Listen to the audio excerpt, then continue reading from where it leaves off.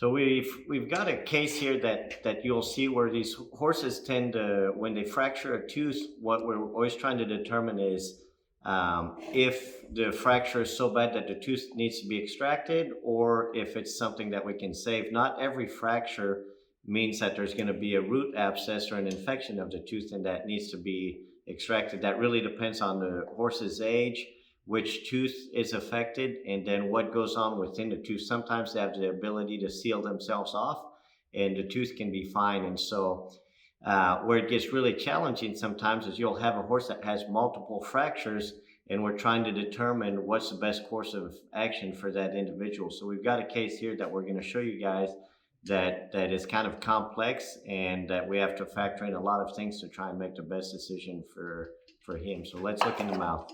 So here when we look in the mouth, we can see over on his lower right side that the teeth are actually kind of white or light yellow.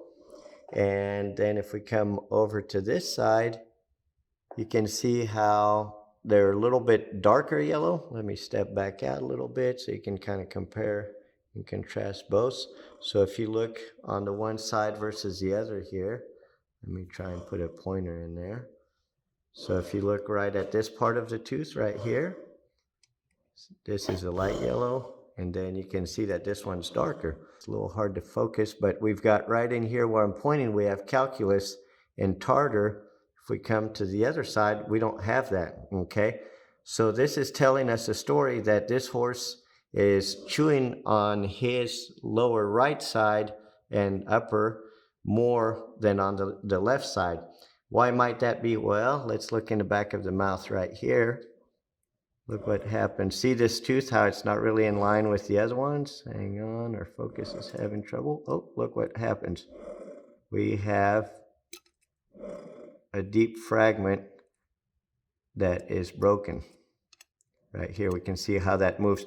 So just without even seeing the fracture, we can tell that this horse is painful, and he's telling us that by not chewing over here. So this is the lower right side, the side that he has been chewing on. We're going back here. We can also tell he's been chewing because we can see a little bit of carrot in here. So that tells us that's not a coincidence.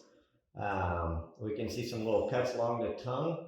We have a fissure here on this tooth, but that's not probably painful. Let me clean that off. Now, here we have a broken tooth, the 409, and we have an open pulp here, number 1, open pulp number 2, some granulation tissue, and then the rest is pretty normal. If we come to the other side, here we can see where we have that calculus right here and tartar, so he's not chewing there. And we come back a little bit. Here's a piece that's broken. Look at that. We can move that with my finger. We can see the food packing in here. And then if we look a little bit lower, we have a little drain track right here where we have that little dot. That's where pus is draining out. This is also some pus right here. We can see on the gingival margin, there's a little bit of pus. Here we have a chip fracture. Pulp number 1 is okay. So this is an example of a fracture that actually is not a problem because we can see that the pulp is sealed off. So this type of fracture is not a big problem. And then look, we have more calculus on the back of this tooth. So we have this consistent pattern of not chewing on this side because this tooth is painful. So now let's go ahead and we have to complete the story by looking at radiographs. So this is a radiograph of the lower right side. This is the number 8 tooth, so that's the tooth that's in front of the fractured one. And this line right here that we have going down, this black line, that's the periodontal space. And we want to see and make sure that that's very nice and uniform, which it is here all the way down. This is exactly how it should look. If we look on this side, we can see where that periodontal space is widened. Okay, so that's abnormal and suggests that we've got some periodontitis and some infection in this area. Here you can see a nice looking normal one again on these roots for comparison. So now we have radiographic signs and oral evidence that the lower right side is bad, which is a tooth number 409. And so what we're going to do is extract this tooth because we have multiple things pointing at the fact that it's got an infection. This is a different view. We often shoot multiple different types of radiographic views to confirm what we're thinking. So here we have this nice periodontal space again. You can see it on these teeth right here. And then looking here on the tooth in question, we can see how that periodontal space is widened and we have periodontitis. Now we're going to look at the left side, and the tooth we're worried about on the left side is the number 8. This is, remember, the side that the horse is not chewing on. But if we look at that radiographic line right here, the periodontal space actually looks really nice and healthy on this tooth. Okay, and then this is another view of the left side, and the periodontal area looks really healthy and really healthy, maybe a little bit unhealthy up top, but it's not all the way down. So this is interesting. So this is a great case that has a lot going on. The left side, no chewing. We have a sagittal fracture on the number 8 tooth, and we have calculus. The right side, he is chewing on, but we have a fractured lower 9 that has radiographic evidence of periodontitis, and it has 2 open pulps when we look orally, and then we can see a lot of gingivitis. So the question is, what do we do now? Well, we're going to do a few things.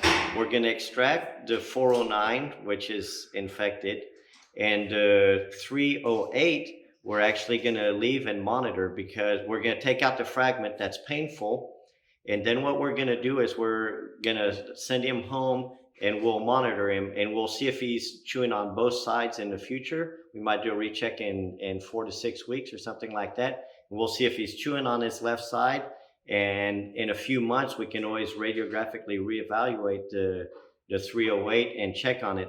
But when teeth break off like that, you can sometimes, occasionally, the tooth within itself, the pulp can seal off, and it doesn't mean that the tooth is going to have to come out. Now, eventually, maybe it will, but today, there's nothing that suggests that the 308 has to be extracted. So that's, before we extract any teeth, for me, it's very important that we have that our radiographic signs match up with our clinical signs, match up with what we're seeing on our oral exam. Everything has to fit, and if something doesn't fit together, then it's not the right choice to do an extraction. We need to gather more data. Too often I see people jump to a conclusion to do an extraction based purely on radiographs. And that can be very deceptive because sometimes you can find you can have incidental findings on a radiograph that are not that don't connect with what you see in the mouth or the clinical history of the horse. So you want to put it all together like a puzzle, and then hopefully you can do the right thing by the horse.